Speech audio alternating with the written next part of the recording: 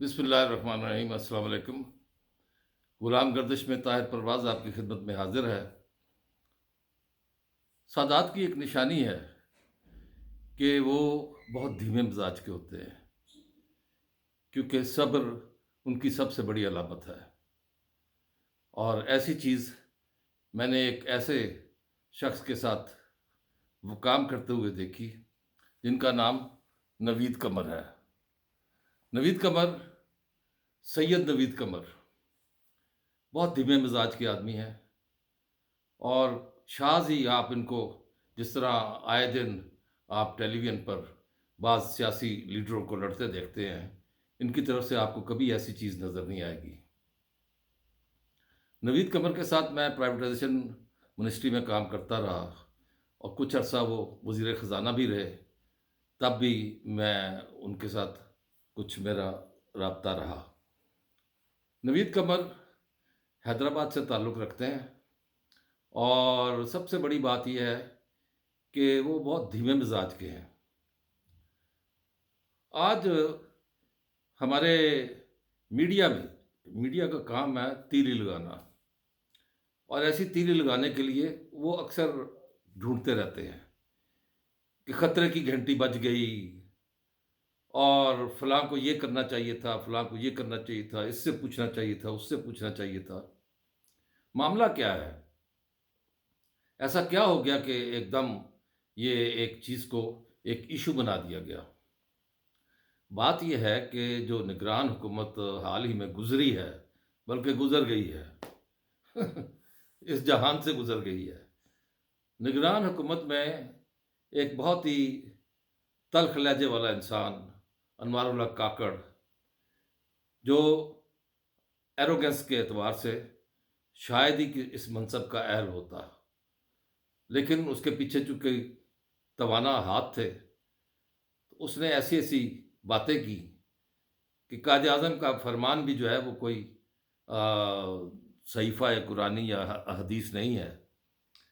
ایسی بات کہہ کر تضحیک کی، یہاں تک کہا کہ دو ریاستی حل ہونا چاہیے اسرائیل کا، جبکہ قائد اعظم واضح طور پر کہہ چکے ہیں کہ اسرائیل ایک اللیجٹمیٹ، یعنی کہ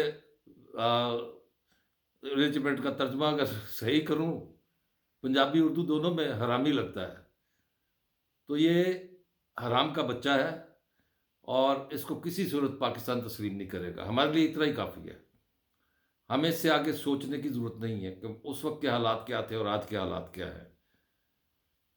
اب جناب یہ موصوف جو ہیں، یہ انہوں نے اپنے پر نکالے، اور ایسے پر نکالے کیونکہ انہیں پتا تھا پیچھے سے ہاتھ ہے۔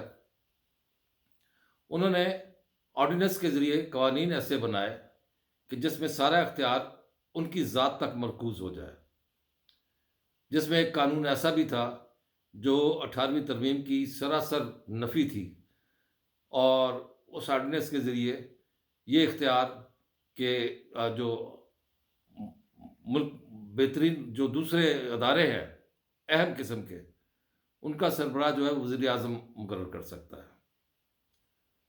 اب نہ یہ کونسل آف کامن انٹرسٹ میں چیز گئی، نہ یہ پارلیمنٹ میں ڈسکس ہوئی، نہ اس کی کوئی منظوری ہوئی، اور وہ ایک آرڈیننس کی بنیاد پہ انہوں نے یہ فیصلہ کر دیا، گو کہ انہیں مہلت نہیں ملی ایسا کرنے کی، لیکن کہیں کہیں انہوں نے یہ اس اختیار سے فائدہ بھی اٹھایا۔ اور یہ بھولے بادشاہ، آپ کو میں ایک آج بڑی مزے کی بات بتاتا ہوں کہ نواز شریف کے والدین انہیں بھولا کہتے تھے بچپن میں، اور شہباز شریف کو ان کے والدین جو ہے، ظاہر دونوں بھائی ہیں، انہیں کاکا کہتے تھے۔ تو یہ بھولے اور کاکے کی حکومت میں کاکے نے آج ایک ایسا سٹیپ اٹھایا جس پر پیپلز پارٹی کو بولنا پڑا، جو کہ غیر آئینی اور غیر قانونی تھا، اور وہ تھا ارسا کے چیئرمین کی تقرری۔ ارسا کے چیئرمین کی تقرری کا جب انہوں نے نوٹیفیکیشن نکالا، تو سید نوید قمر وہ آواز تھی جنہوں نے فلور آف دا ہاؤس پر جا کر یہ کہا کہ یہ آپ غلط کر رہے ہیں، یہ آپ ایسا نہیں کر سکتے، آپ صوبوں کے حقوق جو ہے وہ آپ کی ذات میں مرتکز نہیں ہو سکتے۔ شہباز شریف کو ظاہر ہے میجورٹی پارٹی جو ہے وہ پیپلز پارٹی نے سپورٹ کیا ہوا ہے، اور اس پر اتنی بات کرنے پر میڈیا نے طوفان کھڑا کر دیا کہ خطرہ کی گھنٹی بج گئی، یہ گورنمنٹ نہیں چلے گی، اور پتہ نہیں کیا کیا۔ اب یہ دیکھنے والی بات ہے کہ اگر آپ کو سپورٹ کر کے ایک کو حکومت بنتی ہے تو ظاہر ہے وہ آپ کے ساتھی ہیں، وہ آپ کے ٹریری بینچز پر بیٹھے ہیں ضرور، لیکن وہ آپ کی کابینہ میں نہیں ہے۔ انہوں نے صحیح نشاندہی کی ہے، انہوں نے ایک نشاندہی کر دی، اور شہباز شریف نے اس چیز کو منوان تسلیم کر لیا کہ ہاں یہ غلطی ہے۔ کیا یہ بڑا پن نہیں ہے؟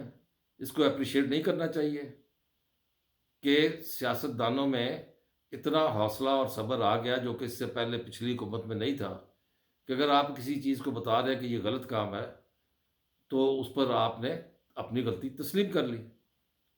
تو یہ تو ایک اچھا خوشائند قسم کا عمل ہے۔